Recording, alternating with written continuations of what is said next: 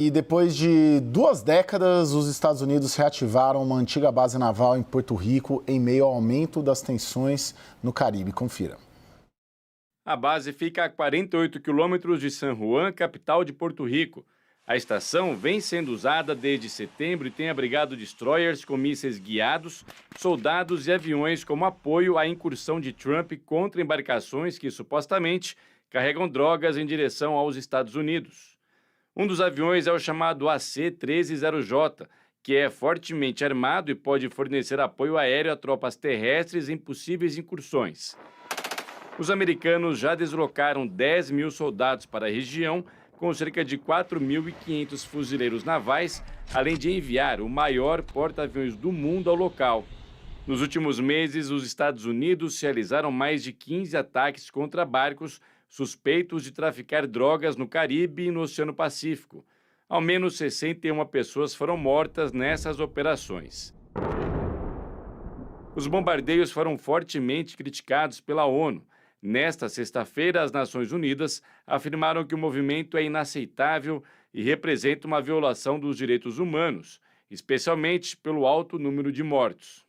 It's clear to us at the UN, I think we've been very upfront about it, that issues regarding organized crime, regarding illicit drug trade is a serious threat to member states and communities worldwide. Combating it requires international cooperation. Senadores republicanos e democratas também criticaram a medida e pediram justificativas legais para as operações contra as embarcações à Casa Branca, mas não obtiveram resposta. A movimentação militar no Caribe também é motivo de tensão com o governo da Venezuela. Segundo o Wall Street Journal, os Estados Unidos consideram atacar alvos militares dentro do território do país. Trump acusa o presidente Nicolás Maduro de chefiar um cartel, mas negou qualquer intenção de realizar ataques internos na Venezuela. There are reports that you are considering strikes within Venezuela. Is that true? No. That you made a decision on that? No, it's not true. Lorival Santana, você há 20 dias falou aqui de uma provável ação militar dos Estados Unidos contra a Venezuela, na Venezuela. Hoje o Washington Post publica a sua informação. Ontem, o Wall Street Journal. Sem te acreditar, né? Pois é. Mas acontece no jornalismo todo dia, brasileiro inclusive.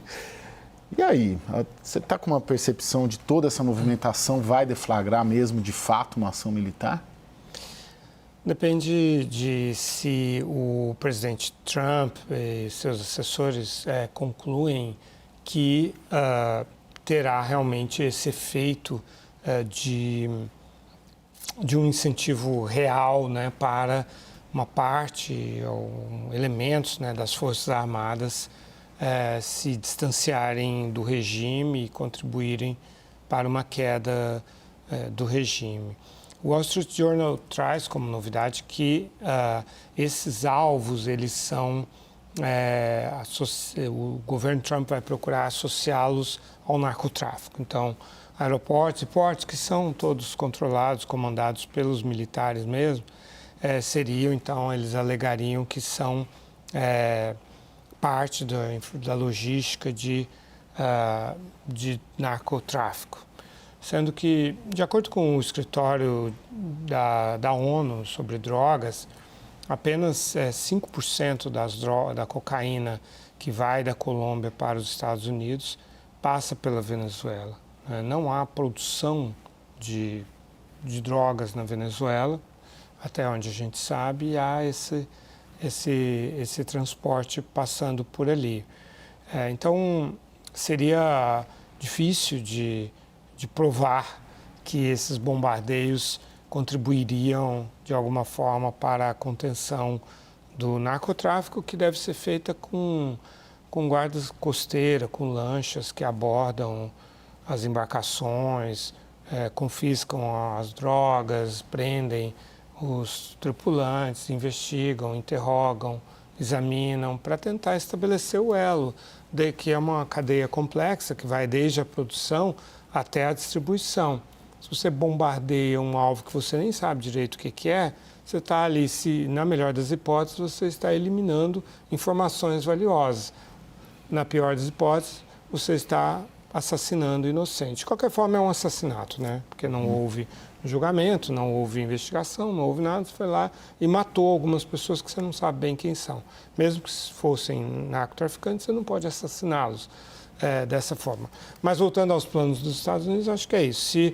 Se houver, se eles considerarem, ou que há um simples ganho político doméstico para o público deles, né? Ou se há algo que pode efetivamente levar a alguma perturbação mais efetiva do regime, sim, eles irão em frente. E aí, professor? Bom, eu acho que, assim, eu vejo no governo Trump, complementar do que falou Lorival, mas um pouco diferente. Eu vejo 3 objetivos em todo este processo, digamos. O primeiro processo realmente é um objetivo de enfraquecer o crime organizado e o narcotráfico na América Latina, tá certo? Em geral. Tá? Claro que isso, inclusive porque isso tem um rédito político interno, política doméstica importante. Porque o mais importante de todo, digamos, da política de Trump é o controle da imigração ilegal. E isso eles conseguiram bastante, digamos, tá?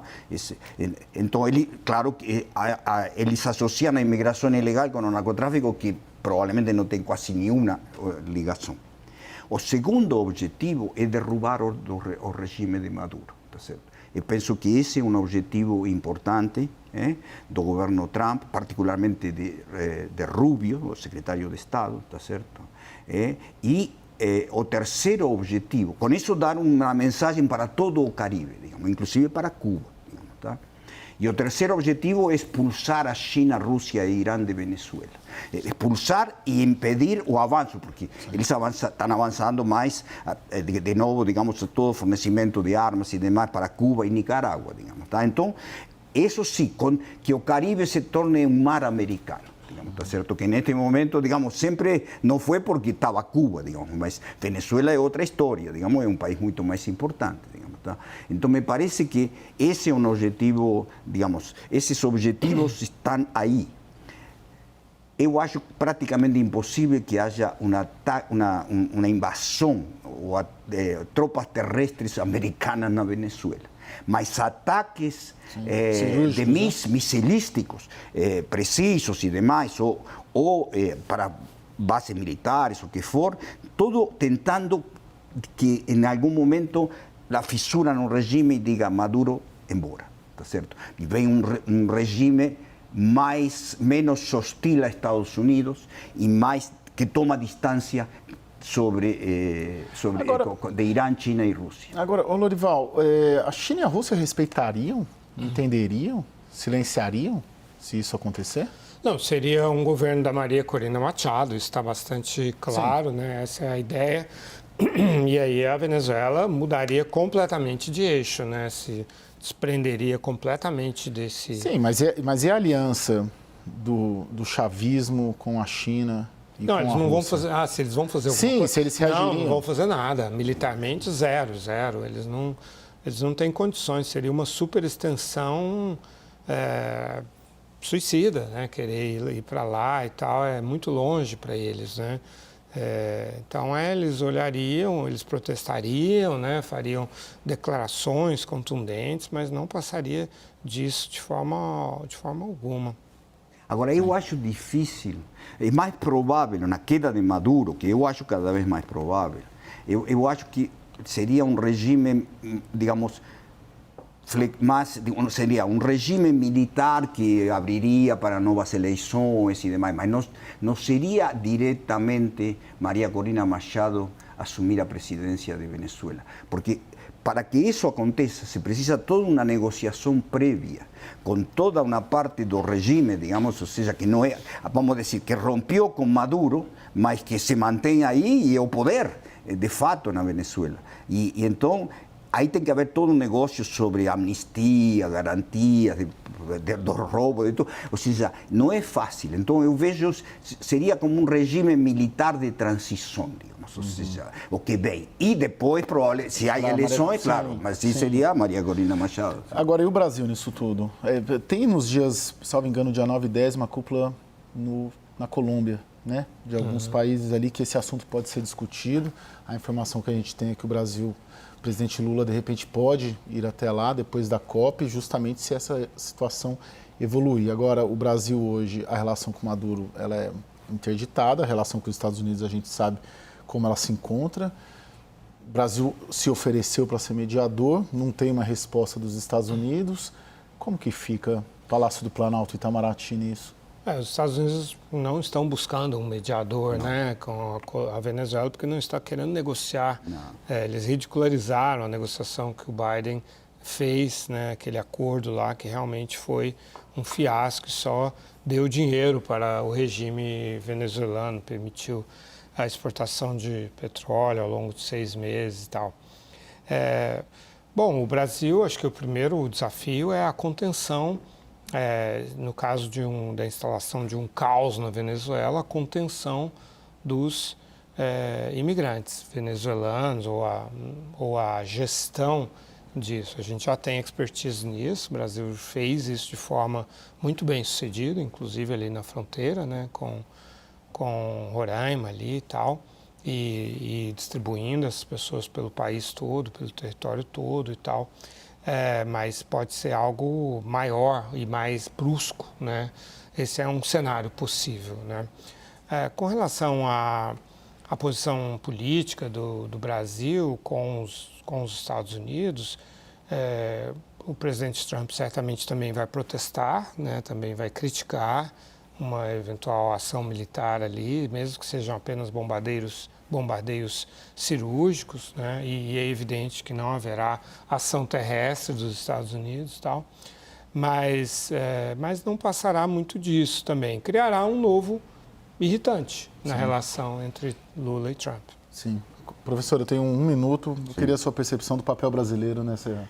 Bom, acho que hoje o papel brasileiro é praticamente inexistente, digamos, ou seja, não porque não haja vontade, digamos, por exemplo, de mediar, mas como falou Lorival, não tem a menor chance de mediar, digamos, tá? E há, digamos, o que há aí é um processo, uma vontade e um objetivo claro de derrubar a Maduro. E não há nenhum país que possa fazer nada, digamos, em relação a isso. Uma coisa é falar, declarar, tudo. Agora, digamos, o que é importante é que nesse processo não haja uma anarquia, porque aí o Brasil seria super afetado. Porque o fluxo de imigrantes poderia ser gigantesco. Então, é decir, fazer uma gestão dos migrantes, sim, mas é muito importante uma posição brasileira que apoie evitar o caos na Venezuela. Isso é importante para os Estados Unidos também, para todos, porque se imagina se tem realmente uma situação de anarquia, que é um negócio que a gente não sabe muito bem, quanta é a lealdade de todos os grupos, milícias bolivarianas, coletivos chavistas, até quando eles, digamos, van a se opor, por exemplo, à derrubada de Maduro. Eu acho que não se vão opor, mas a gente não sabe, essas coisas são de lógica de ação coletiva muito incertas.